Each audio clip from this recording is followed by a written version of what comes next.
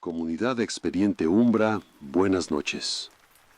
Una pregunta rápida antes de empezar. ¿Han tenido alguna vez un sueño tan real que al despertar tardaron varios segundos en saber dónde estaban? Un sueño con un lugar que nunca han visitado pero que reconocen, con una geografía que su mente no debería conocer, pero conoce. La mayoría diría que sí, y la mayoría lo dejaría ahí, como curiosidad, como cosa del cerebro. El hombre que nos escribió hoy no lo dejó ahí.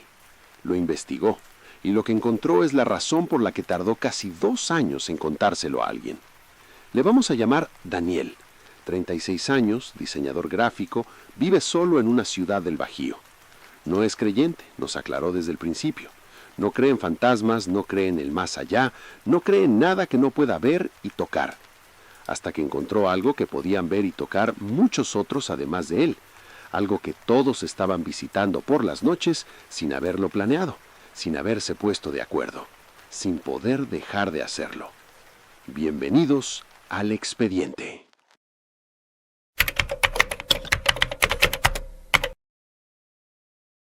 Soy de las personas que no sueñan. O más bien, soy de las personas que no recuerdan sus sueños. Me acuesto, cierro los ojos y lo siguiente que sé es que suena la alarma. Sin imágenes, sin historias, sin nada. 8 horas de negro limpio y después el día. Así había sido toda mi vida. No me molestaba. Dormía bien, descansaba bien. Algunos amigos me contaban sus sueños con ese entusiasmo de quien recibió una carta importante y yo los escuchaba pensando que era una experiencia que simplemente no me tocaba. Hasta hace 2 años. El primer sueño llegó un jueves de octubre. Lo recuerdo porque fue tan distinto a mi noche normal que antes de levantarme, todavía con los ojos entreabiertos y el teléfono en la mano, lo anoté, palabra por palabra, todo lo que recordaba. Algo en mí supo desde el principio que no debía perderlo. En el sueño estaba en un lugar que no reconocía, una llanura, enorme, completamente plana, sin vegetación de ningún tipo. El suelo era de tierra oscura, casi negra, compacta, como de esas tierras quemadas que quedan después de un incendio forestal. El cielo era de ese gris denso y quieto que tiene el cielo justo antes de una tormenta que nunca termina de llegar. Sin sol, sin luna, sin estrellas. Solo una luz difusa y pareja que venía de ningún lado concreto y lo iluminaba todo sin producir sombras.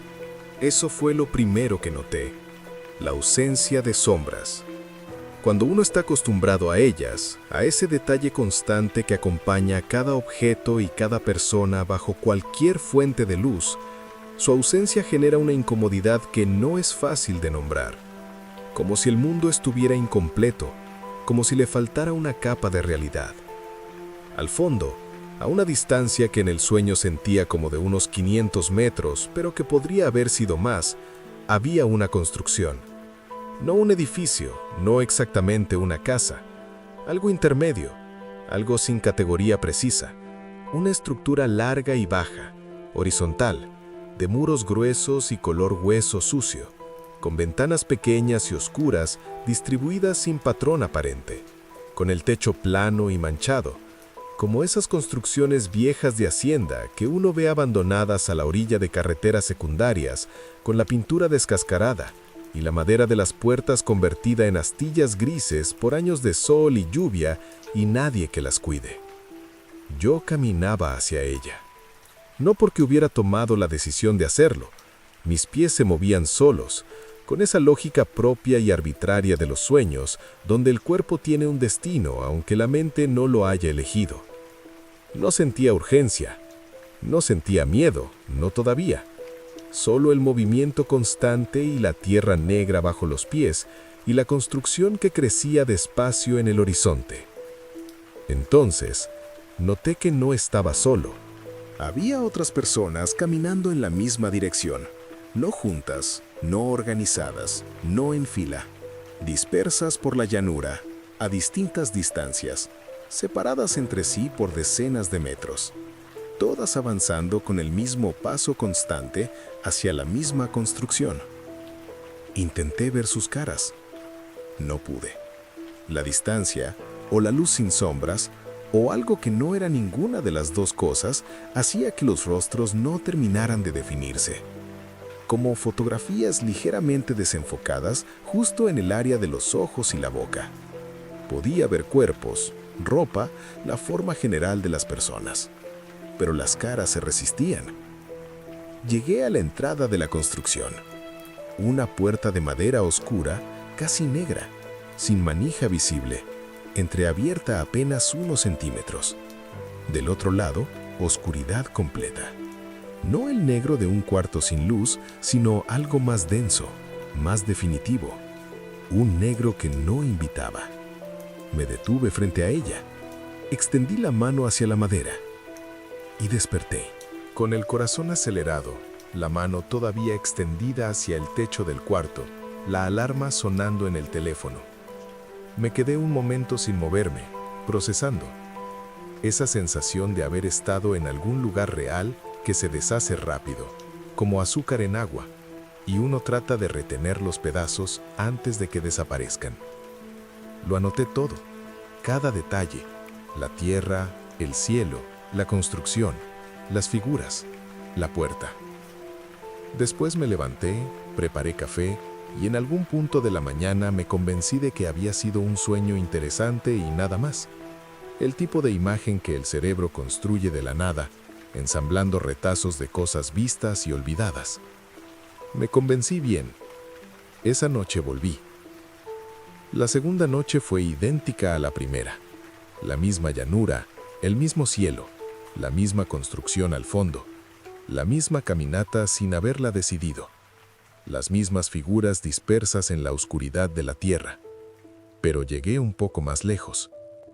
La puerta estaba igual de entreabierta, pero esta vez me detuve con la mano apoyada en la madera, fría, húmeda, con esa textura de las cosas que llevan mucho tiempo sin que nadie las toque. La empujé apenas y se dio 1 centímetro más. Desperté antes de ver nada del otro lado. La tercera noche igual, la cuarta, la quinta. Cada noche avanzaba un poco más dentro del sueño. Cada noche la puerta cedía un poco más, como si hubiera un proceso en curso, algo que se desarrollaba con su propio ritmo y su propia lógica, independientemente de lo que yo quisiera. Al séptimo día, un jueves, no pude guardarme más el sueño. Se lo conté a Héctor. Héctor es mi amigo desde la universidad, 12 años de conocernos, el tipo de persona con la que uno puede decir cualquier cosa sin que levante una ceja o cambie el tema. Le conté todo con detalle, usando las notas que había ido acumulando en el teléfono. La llanura, la luz sin sombras, la construcción, las figuras sin cara, la puerta de madera negra. Héctor me escuchó sin interrumpir. Cuando terminé, se quedó callado un momento y después me preguntó, con una calma que no era su calma normal: ¿el suelo era negro, como tierra quemada? Le dije que sí. ¿Y no había sombras? Le dije que no. Héctor soltó el aire despacio. Me dijo que él también había soñado con esa llanura. Pasamos casi 2 horas comparando. Sacó el teléfono y fue enumerando detalles como quien lee una lista de compras. La tierra oscura y compacta, el cielo gris sin tormenta, la luz de ningún lado, la construcción larga y baja con ventanas pequeñas, los muros color hueso sucio. Todo igual, con una diferencia. Héctor nunca había llegado hasta la puerta. En sus sueños algo lo detenía a mitad de la llanura. No un obstáculo, no una voz, no nada concreto, solo una sensación de que no debía seguir. Y ahí despertaba, sudando, con el pecho apretado. ¿Cuánto llevas soñando con eso?, le pregunté. Me dijo que unas 3 semanas. Yo llevaba una. Nos quedamos en silencio un momento largo. Después los dos dijimos casi al mismo tiempo que seguramente era coincidencia, que los sueños de espacios abiertos y construcciones abandonadas son arquetipos comunes, que Carl Jung había escrito sobre eso, que probablemente habíamos procesado alguna imagen similar de alguna película o serie sin recordar cuál. Nos convencimos. Duró exactamente 3 días. Al cuarto día, Héctor me llamó a las 11 de la noche. Me dijo que le había contado el sueño a su novia Fernanda, no con intención de investigar nada, solo por contarle algo raro que le había pasado. Fernanda lo había escuchado con una expresión que él no le reconocía, una expresión quieta y tensa al mismo tiempo, como cuando alguien recibe una noticia que confirma algo que no quería que fuera verdad. Cuando Héctor terminó de contarle, Fernanda le preguntó, despacio, si la puerta de madera era oscura, casi negra, sin manija. Héctor le dijo que sí. Fernanda llevaba un mes soñando con esa puerta. Solo la puerta. En su versión del sueño no había llanura, no había construcción entera. Solo ella parada frente a esa puerta en una oscuridad completa, con la mano extendida sin llegar a tocarla, sin poder moverse hacia adelante ni hacia atrás. Cada noche lo mismo. La mano extendida, la puerta que no abre. Fue entonces cuando empecé a tomar notas en serio. Soy diseñador, soy de los que necesitan estructura para entender las cosas. Abrí un documento nuevo y armé una tabla simple. Nombre o inicial, ciudad, descripción del sueño, frecuencia, desde cuándo. Héctor hizo lo mismo por su lado. Empezamos a preguntar con cuidado, sin alarmar a nadie, sin decir que estábamos investigando nada, solo conversaciones naturales donde el tema de los sueños raros salía de forma orgánica y esperábamos a ver si alguien conectaba. La primera semana, 4 personas además de nosotros 3.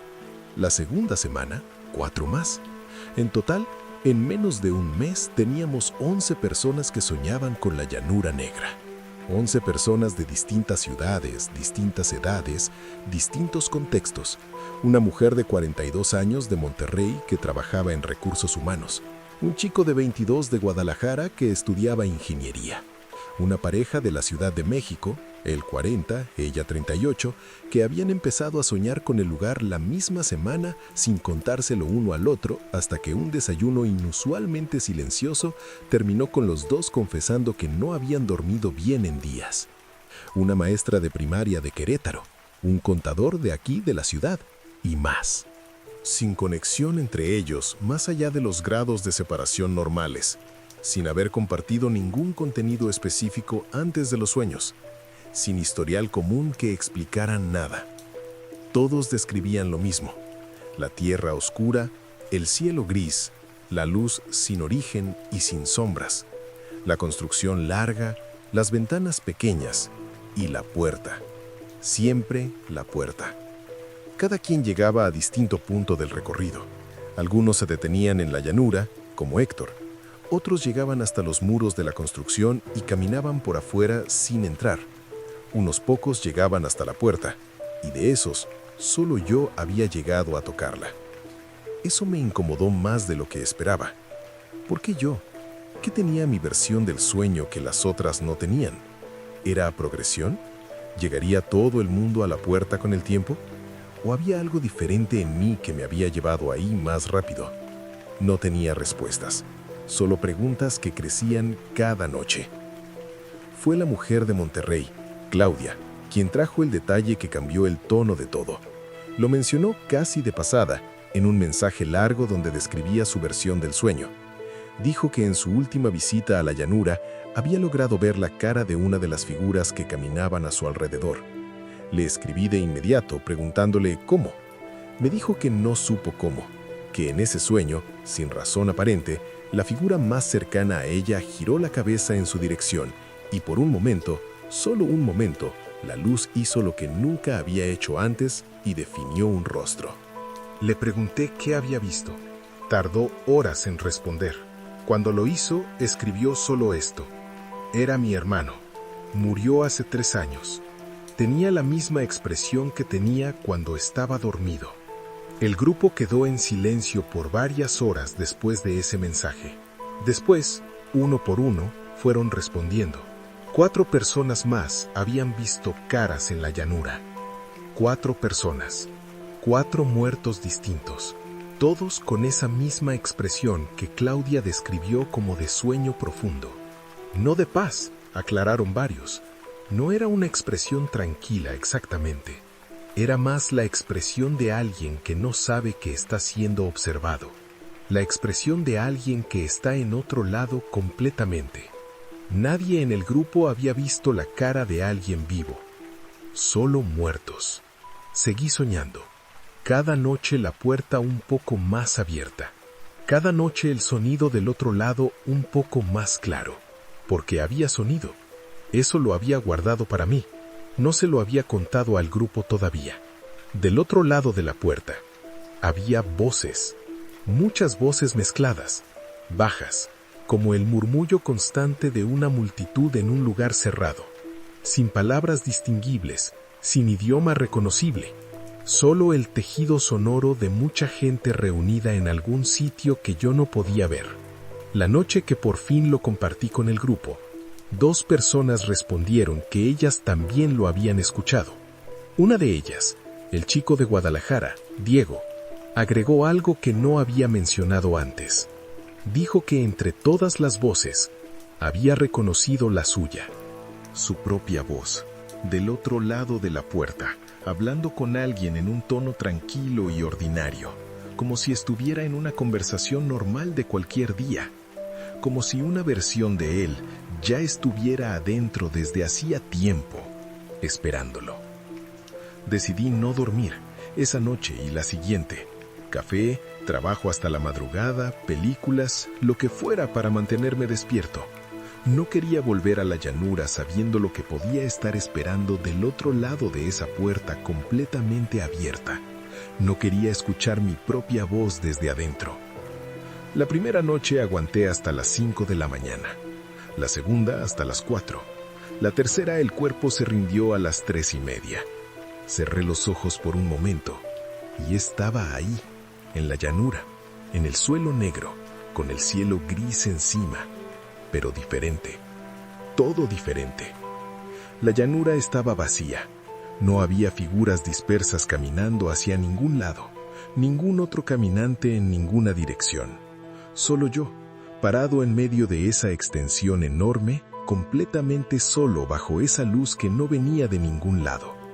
Y la construcción, pero más cerca, mucho más cerca que antes, como si la distancia entre nosotros hubiera colapsado sin que yo caminara. Los muros gruesos y el color hueso sucio, y las ventanas pequeñas y oscuras, todo a unos 20 metros, y la puerta completamente abierta. No entreabierta, no abierta a medias, abierta de par en par, con la oscuridad densa del otro lado y el sonido de las voces saliendo hacia la llanura, más claro que nunca, más cerca, y entre todas las voces, la mía, inconfundible, hablando del otro lado con esa calma de quien no sabe que lo están escuchando. En el umbral había alguien parado. Me tomó un momento procesar lo que estaba viendo. Era yo. Una versión de mí parada en la puerta, mirándome desde adentro con una expresión que tardé en identificar porque no era ninguna de las que esperaba. No era miedo, no era dolor, no era la expresión de alguien atrapado que pide ayuda. Era la expresión de alguien que lleva mucho tiempo esperando y ya se acostumbró a esperar. Paciente, quieta, como quien conoce el final de una historia y simplemente aguarda a que los demás lleguen ahí. Levanté la mano despacio, sin saber por qué, un gesto automático, como cuando saludas a alguien en la calle antes de reconocerlo bien. La figura en la puerta negó con la cabeza, muy despacio, una sola vez, y la puerta se cerró. No con un golpe, sin ruido, solo se cerró, como si siempre hubiera estado cerrada, como si la apertura hubiera sido un error que alguien corrigió en el último momento. El sonido de las voces desapareció, la llanura en silencio absoluto, y desperté, con la mano extendida hacia el techo, con el pecho apretado, con una certeza que no sabía cómo justificar, pero que se sentía más real que cualquier cosa que hubiera pensado en mucho tiempo, que la versión de mí que estaba adentro me había hecho un favor, que me había dicho que no porque sabía algo que yo no sabía, que si hubiera entrado, no habría salido. No volví a soñar con la llanura después de esa noche, ni una vez.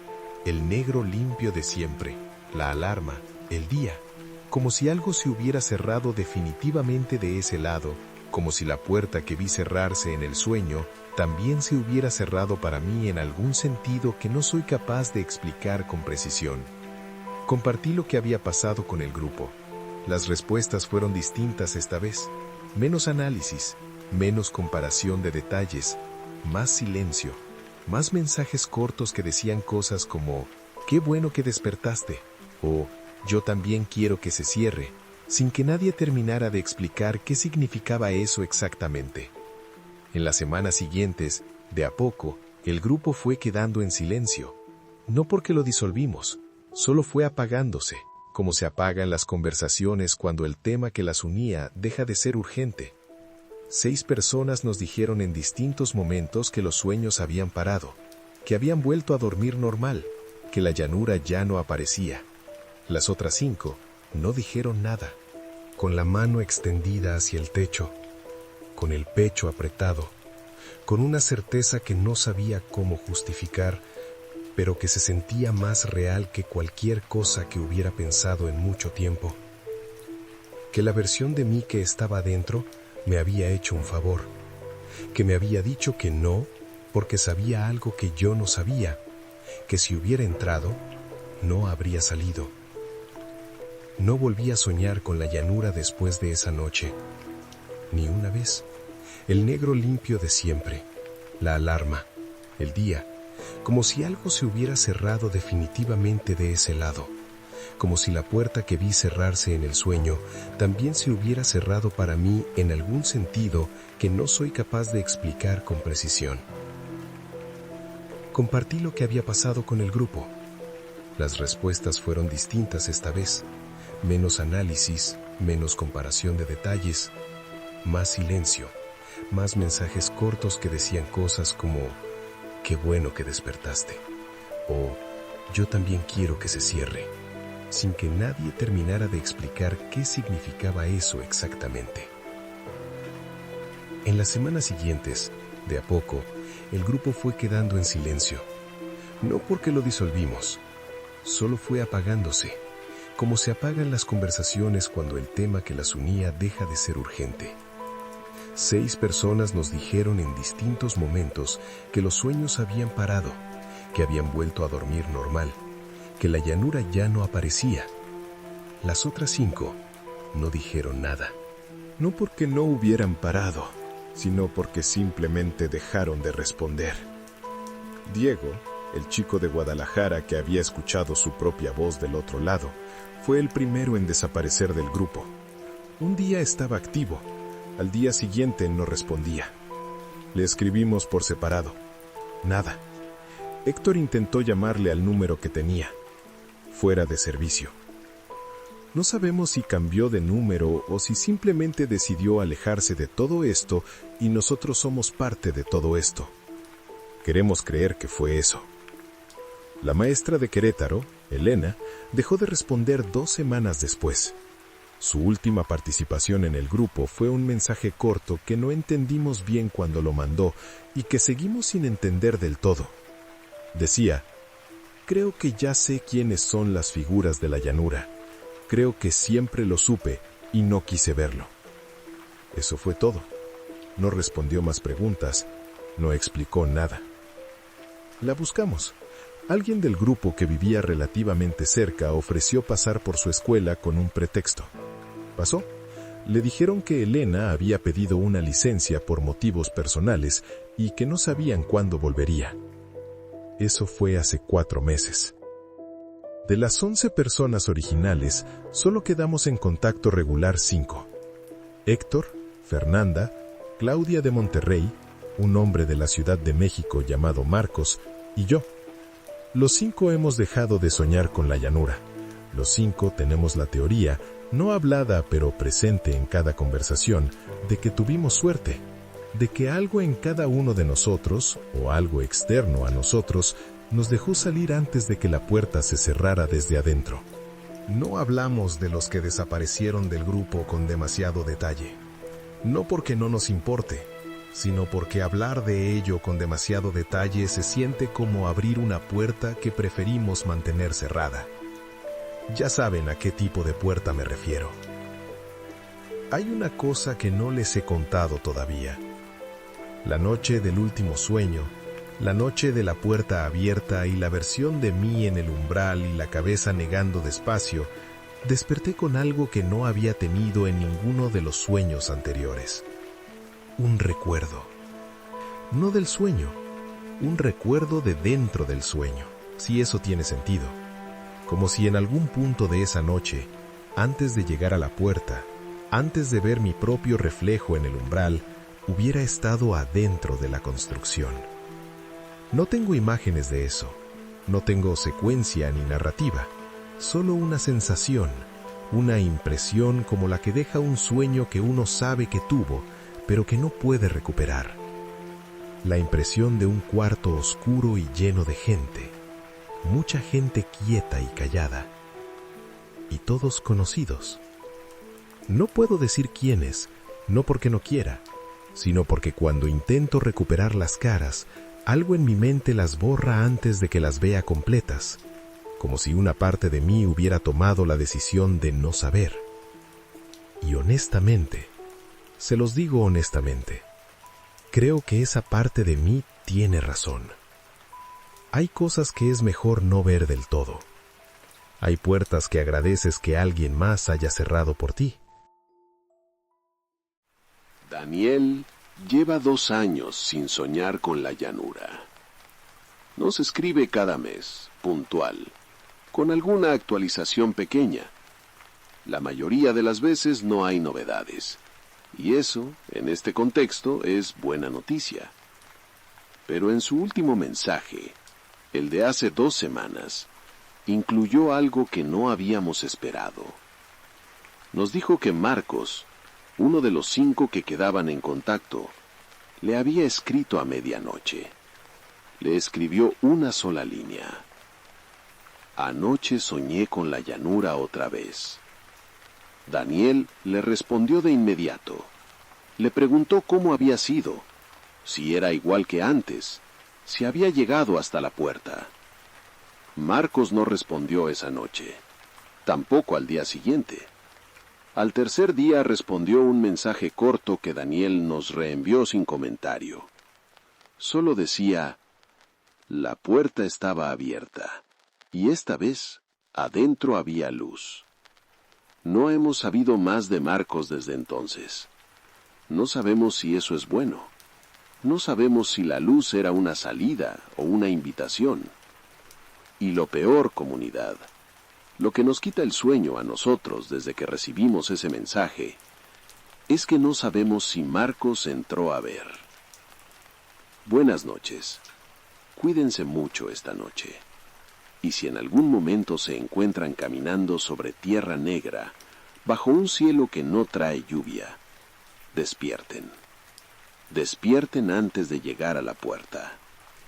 Y si ya están frente a ella, y ya está abierta, y del otro lado hay luz, no entren.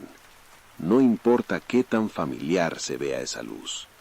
No importa a quién crean ver adentro. No entren.